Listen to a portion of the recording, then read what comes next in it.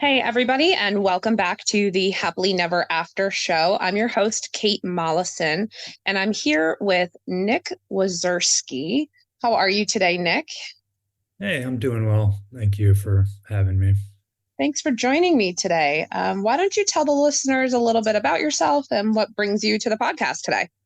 Yeah, I was born and raised in Western Alaska, a little town called Bethel on the Kuskokwim River. So it's a fairly rural place to grow up and wonderful place for a kid to grow up and learn about connecting with the land and hunting and sustaining, being living a subsistence lifestyle. Mm.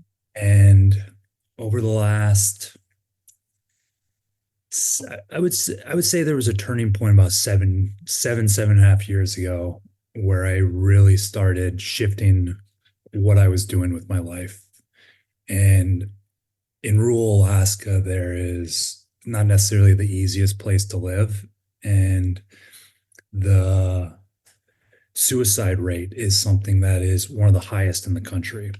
It's, I think, I can't remember what the exact numbers is, but pre-COVID, it was like 10 times the average rate of the rest of the nation.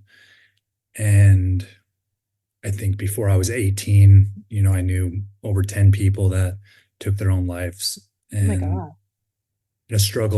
struggled with my own I had my own challenges around that issue, but I didn't understand it from a place of demonizing my own self.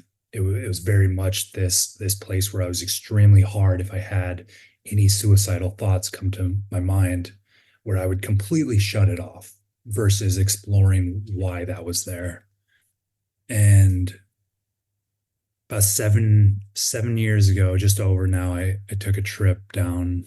I was traveling across Central and South America for about 3 years and ultimately stumbled upon working with some plant medicine and in the jungle.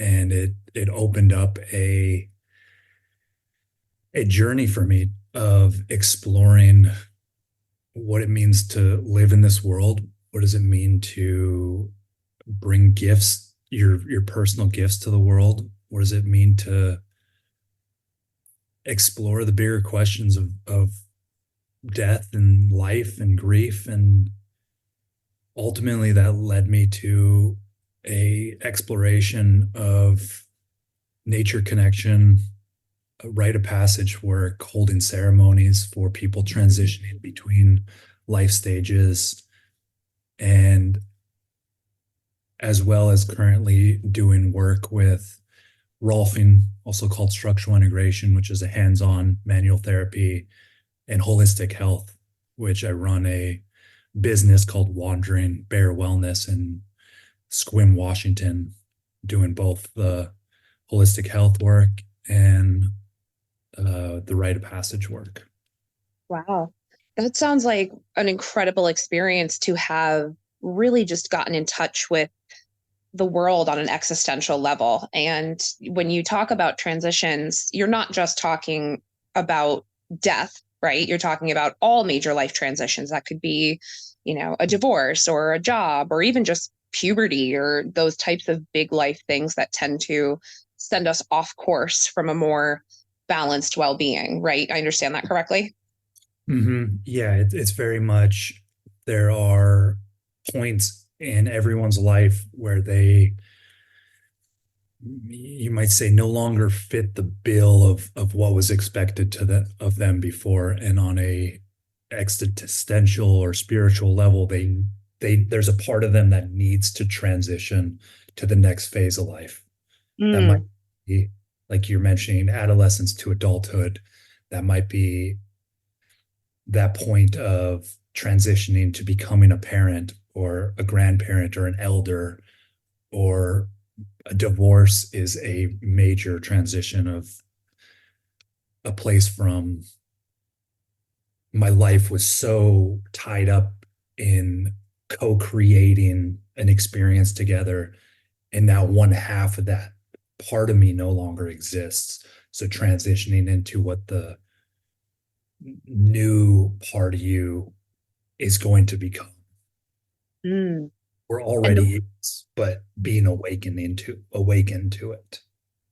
yeah, and it's very poignant that you phrase it that way, because that resonates with me in the widowhood journey, and I'm sure it does as for the majority of my listeners. Do you work with grieving or bereaved people in the work that you do? I would say it's really not possible to do the work I do and not have some sort of grief arise. You know, Mm. it's there's a frequent message or story with people with meditation where people for the first couple weeks can sit and meditate, or there's so many different ways to practice mindfulness, but it's the practice of becoming still with self. Mm. But at a certain point, stuff starts arising. It's so easy to be distracted in our world. Our world is created, the Western world's created for distractions. So at a certain point, when these things started to arise, majority of people decide that meditation's not for them versus Mm. sitting in that silence, asking the questions of why are these things, why am I being challenged right now? Why am I uncomfortable? And oftentimes it leads back to a place of disconnection in someone's life, whether that was from birth. There's extreme trauma that happens in the birthing process. And in Mm. modern births, the baby's usually immediately separated from the mother, where if you look into more land-based people, immediately when the baby is born, they're put to the heartbeat of the mother's chest. Mm. So there's these points of disconnection throughout our lives, and it could be minor, it could be major. But when we start to sit in stillness, and that's really what the ceremony that I hold is, it's an opportunity for someone to sit with their own self and sit with the greater natural world and ask those questions. But discomfort comes and arises. And if you don't have a place to run or distract yourself, then the emotions follow and you are in a way forced to start working with them. Mm. So you really just facilitate a space to get comfortable being uncomfortable. And that is, very familiar to us in the widowhood sphere. But and it's also something I prominently try to teach the support people, right? Within grief, it makes us uncomfortable. And how do we as support people just hold that space? Um, and the ceremony that you're talking about, I'd love to learn a little bit more about that. It's certainly deeper than, just mindfulness and just meditation or even simple grounding exercises. A lot of us in the widowhood experience turn to a more spiritual based practice because we are looking for those more holistic ways of taking care of ourselves. And we do fall into, I do yoga and I do meditation and I do grounding exercises, but it's so much deeper than that, right? Mm-hmm. It's it's the way I like to explain it is if you look back in all of our lineage, if you date back your ancestry far enough, you're going to come to a point when people were very close to the land. Mm. And people that are very close to the land have a particular connection and knowing about, I tend to use the word the divine, the Mm. great, the mystery of the world. And within that comes these ceremonies that are held that help people both transition as well as connect deeply to the divine. Mm. And I'm going to do a little bit of circling around here. Okay. In today's world, we are so unaware of how ceremonialist we are. Like you think Hmm. about minor things that we do. I'm gonna use the word ceremony and ritual sort of synonymous. Sure. But you think about during birthdays, right? There's light in a candle, Oh, blowing, yeah. making a wish, the songs, we sing songs during this point. There's all these little things that people do that they be tend to not be not realize, but it dates back to this just human need to touch in with the divine of life, with the Hmm. mystery. So if you go back far enough, you will find that your ancestry practiced some sort of ceremony. The people that hold these ceremonies generally were generational holders of them. They might be 10, 20, 100, 1,000 generations of practicing this one ceremony. A lot of Hmm. times it would take them 20 years of apprenticing just to be the facilitator. So we're in a unique place now where these things are starting to come forward, and it's a little awkward right now. It's just we're trying to figure it out. Hmm. So at some point in these practices, there was something that happened. It might have been another tribe, another group of people came in and pushed those folks away. Hmm. It's the conquistadors, the Romans, the but throughout time there was different tribes of people, and at some point there was a disconnect from the land and the people. From your own generational rituals, that you know assimilation into other. It became dangerous. It became life threatening to practice them, Hmm. right? We see it very, very closely in the United States with the Native folks. If they practiced their ceremony, it was life and death. They had to do it so secretly that no one knew they were happening. Sure. We see And it they, with pagans. We see it, and there's lots of cultural overlay. I see. Yep.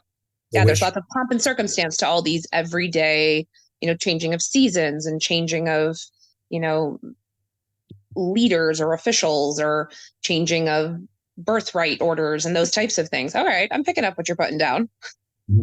season, yes, quarter seasonal changes. Bulk was one of them. Easter was one of them. Christmas was solstice, which was huge throughout the Mm, world. So all these holidays are connected to these original land-based practices that were tend to be cross-quarter holidays or ceremonies. mm, We just diluted what they were at one point. So now we're starting to be in a place where I don't want to say safe, but our culture is starting to welcome these other practices that were demonized for so many years. You know, mm. trials are still happening, but people aren't necessarily getting murdered at the stake for them. Sure. So it's So like an they're acceptance and a reawakening and a reconnected to these rituals that we've had. yep, and they live within all of us. So what I do and what I practice is based on something called a vision fast. And my particular ceremony that I hold was based off of the work of the late Stephen Foster and his wife, Meredith Little, who is still alive and still guiding to some extent. Mm, And they studied with all sorts of people, looked at traditions from around the world, and came to what they call a pan-cultural rite of passage. So it's essentially an opportunity for people with all cultures, all backgrounds to go out onto the land. And it's usually held over the course of 12 days. 4 of those days are preparation. So getting clear on the intention of why you're there or why you think you're there. Spending 4 days in solitude in the wilderness by yourself without food and wow. without shelter. Of course, you know, I think some people need a little more comforts in their life. If you've deprived yourself of comfort your whole life, it might be more challenging to bring comfort into your life. So it's not cut and dry. This is it, but it's how do you work with it in this time in your life? And after 4 days, we bring them back and we give them an opportunity to share their story. What happened out there? What what do you need to share to move forward in your life right now? Maybe And even what you need to release on. yeah, and tends the release tends to happen while they're in their solitude. Mm. And that again is something that resonates with me completely, is that complete Pompeii, if you will, of your own sense of self, your own view of your identity, the way that you navigate the world, that all kind of is forced upon you when you lose your spouse. And you have to go through this solitude and rediscovery. So I'm sure that it's quite, poignant and difficult and moving to hear people come and talk about these stories. What are some of the experiences that people have? It's such a special moment. There is nothing in my life that compares to welcoming someone back from that experience. I I don't think I've ever been part of it where I didn't cry, the other people weren't moving emotions. But what people tend to realize is they're connected to the larger than human world. They're not alone. They're they don't have to do everything by themselves. They're supported on a level that they didn't realize before. They depends it really depends why somebody is out there, but it's an opportunity to release on a release and let go, or we use the word die to what was. It's Mm. die to what was and allow what is to be born, to be welcomed into the world, to be stepped into. And that could be creating a space to have conversations with spouses, with parents, with kids that you might not have been able to have in your day-to-day physical life. And there's a saying we use that the psyche does not know the difference between the ceremonial state and the physical state. So Mm. there's shifts that happen that really can't be comprehended. They happen on the metaphysic level. And Mm. this is as the psyche believes fully that these conversations and these experiences are happening because they are. They're just not happening in the way that modern society deems a reality. Mm. It reminds me of, I recently learned of the ayahuasca. I think I said that correctly. There's ayahuasca. It's a retreat for people who don't know, and it is a hallucinogenic herbal tea, the way I understand it, and it's a ritual that's done in South America, and people can go to that retreat for a couple days, and they will have this large existential experience, and that's not what you're doing. You are doing it without any type of mind altering, natural or otherwise. You are just having these people go through this mindfulness and sit in that state of discomfort until the brain takes over and kind of does its own thing, right? And I I wouldn't necessarily phrase it as sit in their own discomfort. I would say that discomfort tends to arise, and also bliss and joy Mm. and praise arises, immense gratitude. You if it's cold out for a couple days and you're sitting all night awake because it's too cold to sleep, you're going to find such joy when that sun comes up over the horizon. Like Hmm. there's nothing that beats the warmth of the sun after a night of being cold, sleeping on the ground. So Wow. it's such a roller coaster and a it's a circle that of life that's happening. It's discomfort, but it's joy and gratitude. It's perspective. You can't have one without the other polarity. Mm. Do you find that family members or support persons of people going through this are standoffish or confused or have pushback or unsupportive? I find there are, I would say, three three different types of support. There is people who either understand it or have gone through it themselves or something similar and can really hold that person in support. Mm, I'd say there's the often, and it's more for adolescents, parents want their kids to have an experience that the kid might not want to have. And that mm, goes as well as somebody goes through it. They think it's right for everybody and they want mm, everybody to have it and they really push it at a friend. And then there's people that don't understand it, don't want to understand it. And that tends to be a very hard and challenging thing for somebody that goes through that experience and then returns to their friend or whoever it is, mm. and that person doesn't want to know anything about it. It's That's very this isolating.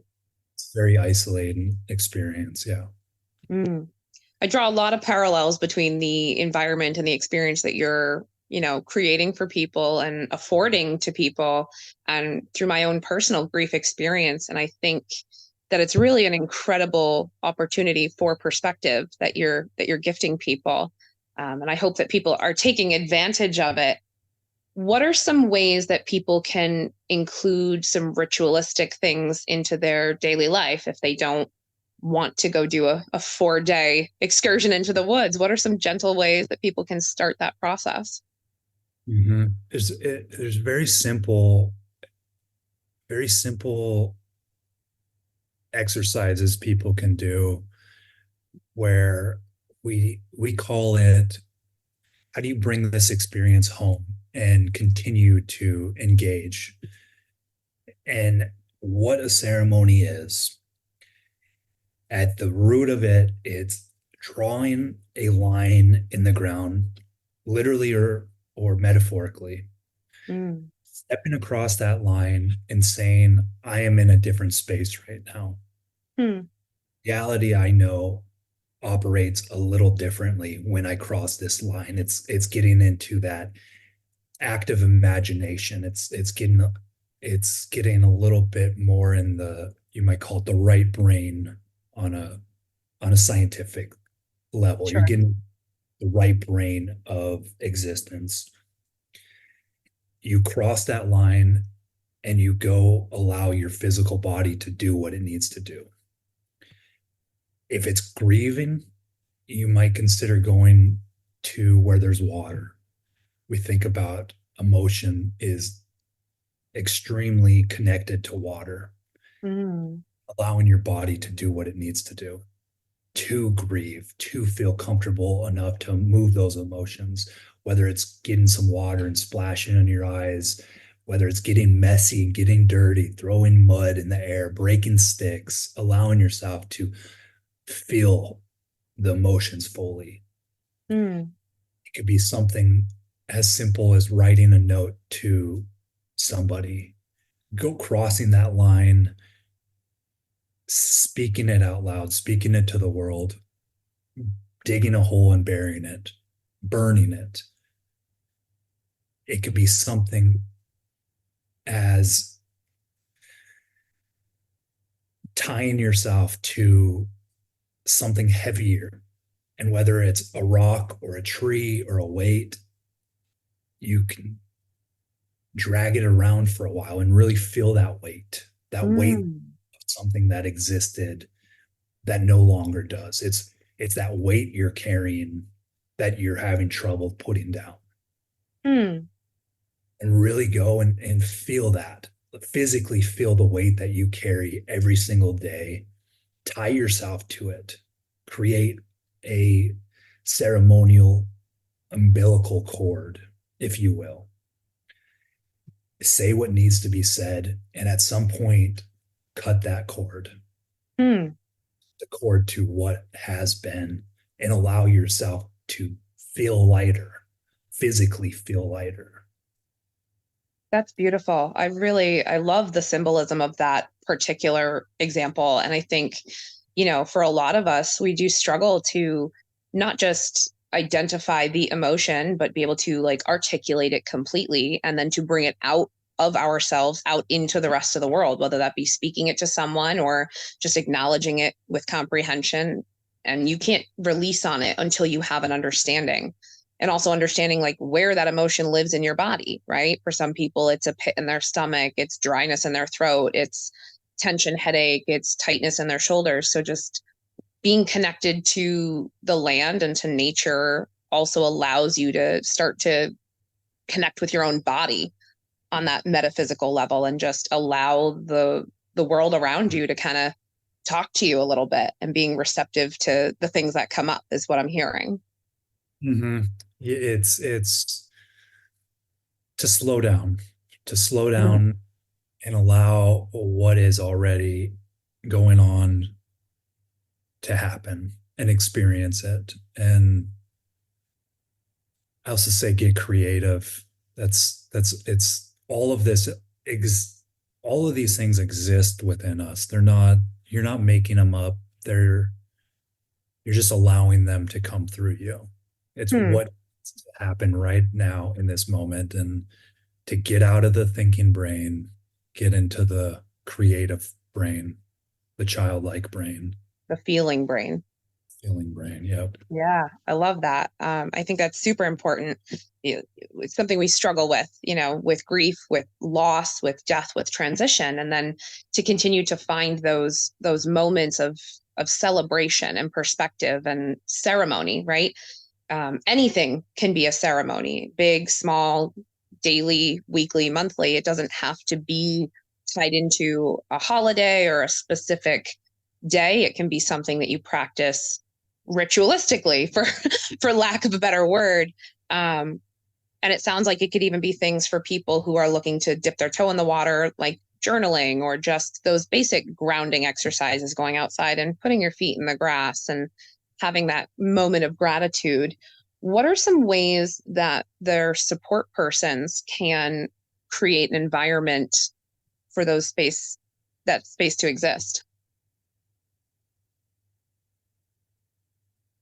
This is a it's a unique question in the sense that it can't be forced.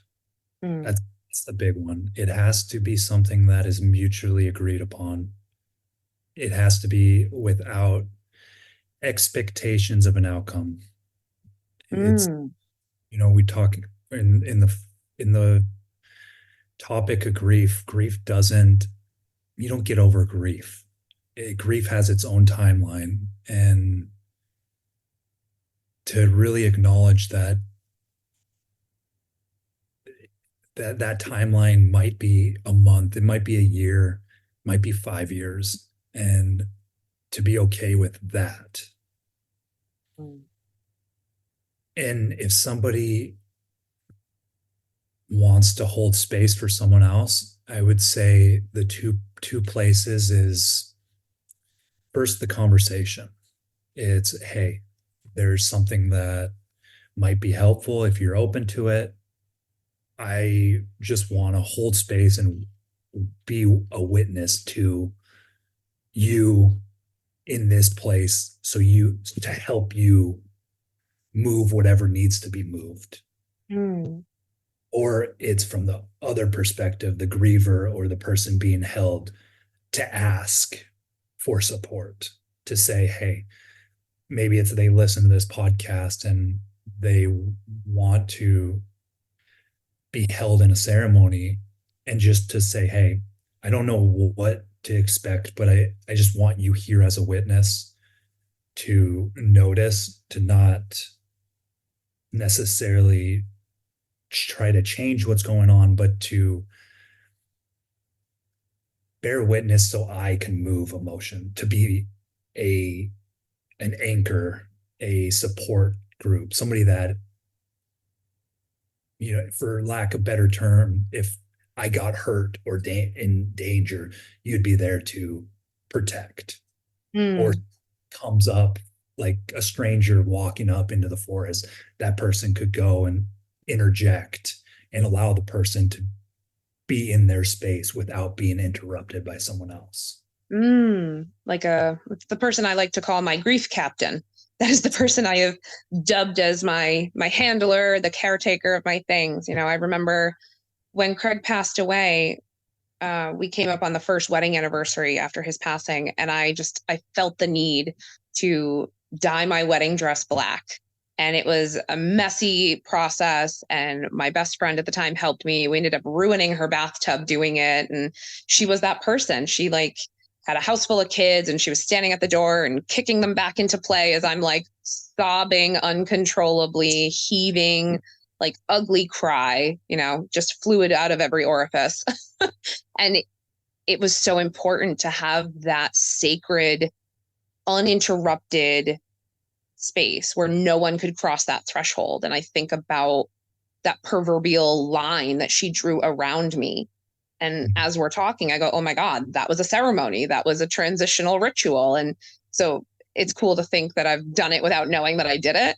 And I encourage people, like, whatever it is, go throw rocks at a tree or dye the dress or, jump out of an airplane, whatever it is you need, but take your grief captain and go, go do the thing, right?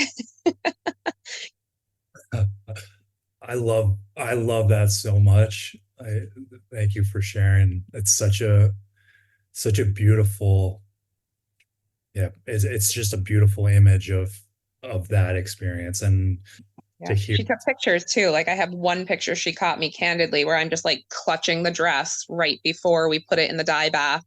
And I am just like rainy face. And it is such a poignant image that catches everything I was feeling in that exact raw moment. I would not in that moment have wanted to known that she had taken my picture. But several months after, when she gave me the picture, I was so grateful that she had it because it was a way for me to like revisit that moment after having done some healing. And then I went to the spot where we had our wedding and I retook some of our wedding photos with like my wedding album and the black dress and all that stuff. So again, there was pomp and circumstance to it. So I'm not a big nature girl. I'll go camping, but it's more of a glamping. So for me, that was about as nature as I get. And although, trail hiking but for the people who don't want to go out into nature, there are things that they can do. But it definitely sounds like an interesting experience. Maybe I'll get out to where you are someday and we'll go 4 days out into the wilderness because I'm sure there's more for me to upheave. Um, how do people find you? How do people sign up for all of the various things that you offer? I have a website. It's called wanderingbearwellness.com. Instagram, same tag, Wandering Bear Wellness. Currently, I am focusing my work more on the holistic health and manual therapy body work. Mm. Next year, I'm going to be bringing more of the rite of passage work back with an intention of uh, teaching people how to guide their own ceremonies for their own communities. Ooh, I So love whether that. rather than somebody coming to me to experience it, the intention is that they can come and learn how to hold it for their own people around them. Mm. Like self facilitation of their own experience or facilitate for others? It would be facilitate for others, but within that, could very well be it. The tools would be there if that was what the person wanted. That would be a really very interesting experience, I think, to like go and ask for those support persons as they self facilitated this, you know, crossing into their new version and their evolution, because that's ultimately what it is, right? Is you're watching people evolve into a newer self, a changed person. And what an incredible experience for you, I'm sure. Mhm. We are just about at the end of our time together. Is there anything else you'd like to share with the listeners? Any advice or feedback or things that you'd like to give them? I would say, the one thing that feels alive is a couple individuals who brought something called a grief ritual from Burkina Faso in West Africa to the US. They have passed on. Their names were Malidoma Some and Subamfu Some. And they're a couple incredible individuals who their impact in the world of creating space for people to move grief is immense. Mm. There's another person, and I could write you, I'll send you a note of how the spelling of these people, but there's another guy in New Mexico named Martin Pracal. Mm-hmm. He has a YouTube video it's a 3-part video called Grief and Praise. Mm. I recommend it to many people, and it's a perspective of an individual who's Native American. He was uh, a shaman down in Guatemala until the revolution in the 90s happened, and his perspective is very beautiful, and it's one of those. He's one of the few individuals who is capable of turning the English language into a poetic language. The way he speaks, Hmm. incredible, heartbreakingly beautiful. Hmm. And he does a Wow. lot with grief and death and life, and has a book called The Smell of Rain on Dust, which is Mm. based on the YouTube Grief and Praise series. Duly noted. I think that's some great resources, and we'll make sure that I put those on my referral list for people to find. I'm excited to go check those out as well. Well, Nick, thank you so much for joining me today on the podcast. And for the listeners out there, thank you for continuing to listen and support. Go and find us on your favorite streaming platforms. We are currently available on Apple Music as well as Spotify and YouTube video. Thanks so much for joining us. Until next time.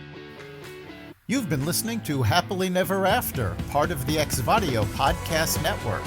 You can catch every episode of Happily Never After, as well as the rest of the network, at xvadio.com, the Apple Podcasts app, Google Podcasts, Spotify, iHeartRadio, Audible, Amazon Music, and wherever you find podcasts.